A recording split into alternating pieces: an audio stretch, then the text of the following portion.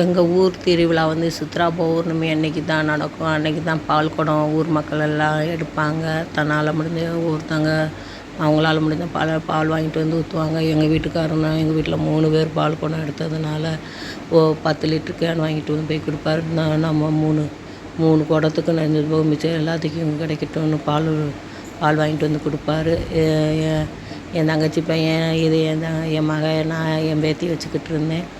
என் மகன் என் மருமகன் எல்லாருமே ஆளாக நாங்கள் போயிட்டோம். பால் குடம் எடுக்கிற இடத்துக்கு போயிட்டோம். எங்கள் வீட்டுக்காரர் எதுக்கு எடுத்தாலும் சொல்லுவார், எதுக்கு எடுத்தாலும் முந்திரி கொட்டை மாதிரி முன்னாடியே அங்கே போய் நிற்கணும்னு சொல்லுவார். நான் எந்த ஒரு ஃபங்க்ஷன்னாலும் சரி, எங்கேனாலும் சரி, எங்கள் ஊருக்கு கிளம்புனாலும் சரி ஆளாக நான் கிளம்பிடுவேன். அதேபோல் எங்கள் வீட்டு ஆளுகளையும் சீக்கிரம் கிளப்பி கூட்டு போயிடுவேன் நான்.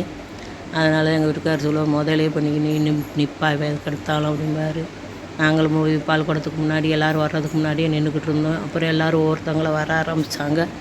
வந்த உடனேமே பால் குடத்துக்கு பூசாரி பால் குடத்துக்கு பிள்ளையார், அதான் கல்யாண பிள்ளையார் இடத்துல இருந்து தான் பால் குடத்தை எல்லாம் நிரப்பி வச்சுருந்தாங்க. அங்கேருந்து தான் ஒவ்வொருத்தங்களாகவும் பால் குடத்தை எடுக்கணும்னு அங்கே அவர் முன்னாடி வச்சுருந்தாங்க. பூசாரி வந்தவொடனே அவர் பிள்ளையாருக்கு ஆரத்தி காமிச்சிட்டு அப்புறம் பால் குடத்தை எல்லாத்துக்கும் ஆரத்தி காமிச்சிட்டாங்க. எங்கள் வீட்டில் எல்லோரும் சாமி கும்பிட்டுக்கிட்டு நின்றுக்கிட்டு இருந்தோம்.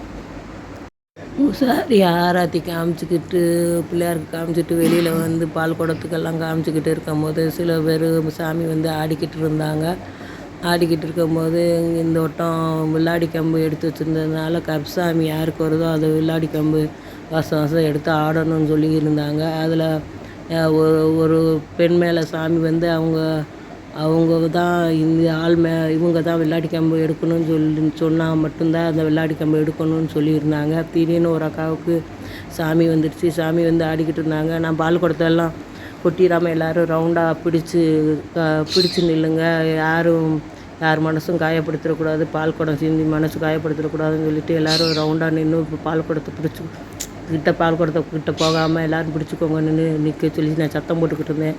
எங்கள் வீட்டுக்காரர் எதுக்கு சத்தம் போட்டுக்கிட்டே இருக்கேன்னு சொல்லிக்கிட்டே இருந்தார். நான் சொன்னேன், ஒவ்வொருத்தவங்க எவ்வளோ நினச்சி அவங்க பால் குடம் இருக்காங்களோ பால் குடம் சிந்திடக்கூடாது, அதனால் எல்லோரும் நல்லபடியாக பிடிச்சிக்கிட்டு இருக்கட்டும்னு நான் சொல்லிக்கிட்டு இருந்தேன். அவங்க திடீர்னு ஒரு சாமி வந்து முனியாண்டியப்பன் கோயிலுக்குள்ளே போனோடனேவும் பூசாரியோட மகனுக்கு திடீர்னு சாமி வந்து வில்லாடி கம்பு எடுத்து ஆட ஆரம்பிச்சிருச்சு.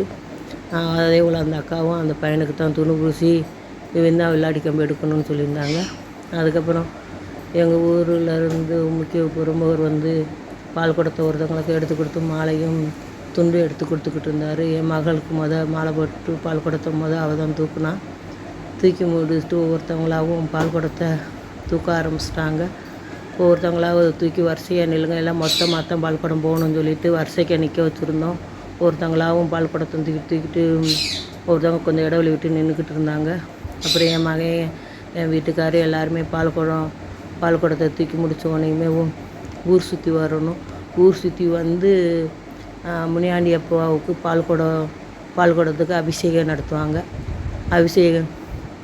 அபிஷேகம் நடத்தி இந்த ஊருக்கு வந்ததுலேருந்து என் வீட்டுக்காரர் எல்லாருமே இப்போ சித்ரா பௌர்ணமிக்கு பால் குடம் எடுத்து முனியாண்டி அப்பாவுக்கு ஊற்றுவாங்க. ஏன்னா நாங்கள் ராஜாளத்தில் இருக்கும்போது இப்போ சித்ரா பௌர்ணமிக்கு தான் அங்கே பெரிய மாரியம் கோயிலில் பூக்குழி இறங்குவார்.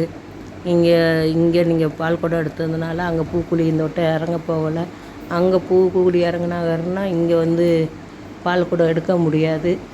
அதனால் இந்த வட்டம் பூக்குழி இறங்காமல் பால் குடம் எடுத்தாங்க. பால் குடம் பூரா ஊர் சுற்றி வந்த உடனேமேவும் வரிசையில் நின்று ஒவ்வொருத்தங்களாகவும் பால் குடத்தை சாமிக்கு ஊற்றுவாங்க. ஊற்றி முடித்து அபிஷேகம் முடிஞ்ச உடனேயுமேவும் அவருக்கு உருவம் செஞ்சு வைப்பாங்க.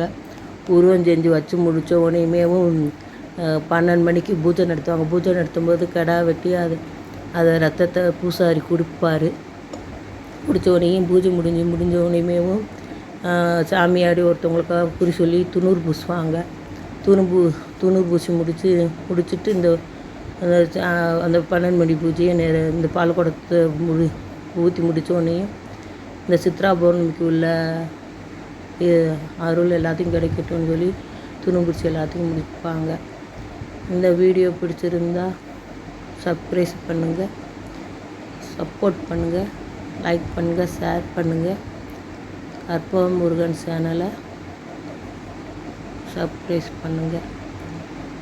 என் மக நாங்கள் ஊற்றின பால்குடத்தை முனியாண்டி அப்பக்கு ஊற்றி இருக்கும் போதே என் தங்கச்சி பொண்ணு பின்னாடியே எங்கள் கூட வந்ததுனால அப்படியே எடுத்துக்கிட்டே வந்துருச்சு வீடியோவை. கோயிலுக்கு பின்னாடி சுற்றி நாங்கள் வரும்போது. தேங்க்யூ வாட்சிங்.